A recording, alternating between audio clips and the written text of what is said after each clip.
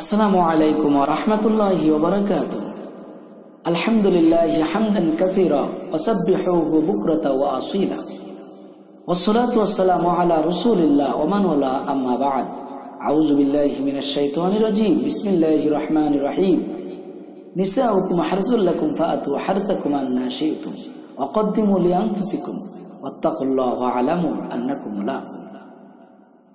সম্মানীয় দর্শক শ্রোতা ভাই এবং বোনেরা, যুবক যুবতী, স্বামী এবং স্ত্রী, নারী এবং পুরুষ, ছেলে এবং মেয়ে, কপত কপতি যারা যুগল হয়েছেন, জুড়াই জুড়াই যারা বসবাস করা সহবাস করা শুরু করেছেন, তাদের জন্য আজকের এই ভিডিওটি উপহার হিসাবে নিয়ে আসলাম। সম্মানীয় দর্শক শ্রোতা ভাই এবং বোনেরা, আজকের এই ভিডিওর মাধ্যমে আমরা জানব স্বামী এবং স্ত্রী, নারী এবং পুরুষ, যুবক যুবতী বিবাহ শাদী করার পরে স্ত্রী সহবাস করা তাদের জন্য বৈধ এবং হালাল। এই স্ত্রী সহবাস করার সময় একজন আর একজনের লজ্জা স্থান বা লিঙ্গ এটা দেখতে পারবে কিনা, আজকের এই ভিডিওর মাধ্যমে আমরা এটাই জানার চেষ্টা করব ইনশাআল্লাহ। সম্মানীয় দর্শক শ্রোতা ভাই এবং বোনেরা, আল্লাহ রাব্বুল আলামিন বলছেন, হুন্না লিবাসুল লাকুম ওয়া আনতুম লিবাসুল লাহুন। একজন আর একজনের পোশাক স্বরূপ, একজন আর একজনের আবরণ, একজন আর একজনের কাছে অন্তরঙ্গ বন্ধু, একজন আর একজনের অর্ধাঙ্গী, একজন আর একজনের সহযাত্রী, লাইফ পার্টনার। এই জন্য স্বামী এবং স্ত্রী, যুবক যুবতী, আমরা যখন স্ত্রী সহবাস করি, আমরা যখন মিলন করি, আমরা যখন সঙ্গম করি, তখন একজন আর একজনের লজ্জা স্থান আমরা দেখতে পারবো কিনা।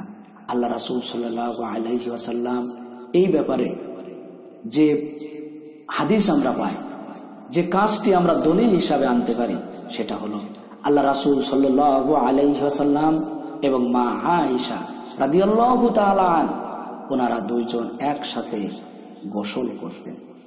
আল্লাহ রাসূল সাল্লাল্লাহু আলাইহি ওয়াসাল্লাম মা আয়েশা রাদিয়াল্লাহু তাআলা আনহার গায়ে বালতি থেকে মগ দিয়ে পানি ঢেলে দিতেন, আর উম্মুল মুমিনিন মা আয়েশা রাদিয়াল্লাহু তাআলা উনিও মগে করে পানি ঢেলে আল্লাহ রাসূল সাল্লাল্লাহু আলাইহি ওয়াসাল্লামের গায়ে দিয়ে দিতেন। এখান থেকে যে জিনিসটা বোঝা যায় সেটা হলো অন্তরঙ্গ হিসাবে স্বামী এবং স্ত্রী একজন আর একজনের লজ্জা স্থান, লিঙ্গ এগুলো দেখতে পারবে, কোনো সমস্যা নেই। এরপরে আল্লাহ রাসূল সাল্লাল্লাহু আলাইহি ওয়াসাল্লাম খুব সুন্দরভাবে বলছেন, স্বামী এবং স্ত্রী একজন আর একজনের অন্তরঙ্গ বন্ধু, সেই হিসাবে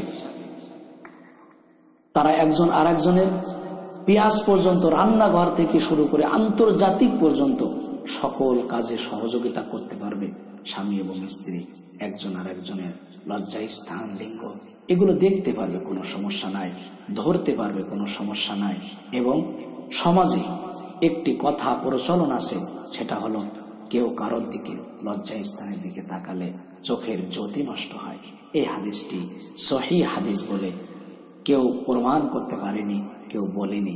এই হাদিসটি হলো দুর্বল এবং দঈফ হাদিস। আমরা এটা থেকে বিরত থাকার চেষ্টা করব ইনশাআল্লাহ। সম্মানীয় দর্শক শ্রোতা ভাই এবং বোনেরা, সর্বশেষ আপনাদের সামারাইজ করে যাচ্ছি, যুবক যুবতী, ছেলে এবং মেয়ে, স্বামী এবং স্ত্রী যারাই বিবাহ বন্ধনে আবদ্ধ হয়েছেন, সকলকে বলছি, স্বামী এবং স্ত্রী একজন আর একজনের লজ্জা স্থান বা লিঙ্গ দেখতে পারবে, এতে কোনো সমস্যা নাই, গুনাহ হবে না। স্বামী এবং স্ত্রী একজন আর একজনের পা থেকে মাথা পর্যন্ত দেখতে পারবে, ধরতে পারবে, ছুঁইতে পারবে এবং সকল প্রকার সহযোগিতা করতে পারবে। আল্লাহ রাসূল সাল্লাল্লাহু আলাইহি ওয়াসাল্লামকে মাথা, গায়ে, শরীরে তেল পর্যন্ত আল্লাহ রাসূল সাল্লাল্লাহু আলাইহি ওয়াসাল্লামের রমণীরা মাখিয়ে দিয়েছেন, মেখে দিয়েছেন। এজন্য আমরা একজন আর একজনের অর্ধাঙ্গী হিসাবে, একজন আর একজনের পোশাক স্বরূপ আমরা সহযোগিতা করব এবং সহবাসের সময় আমরা একজন আর একজনের লজ্জা স্থান, লিঙ্গ এগুলো দেখতে পারবো, কোনো প্রকার আমাদের গুনাহ হবে না। আল্লাহ রাব্বুল আলামিন আমাদের যৌবনটাকে হেফাজত করা তৌফিক দান করুন।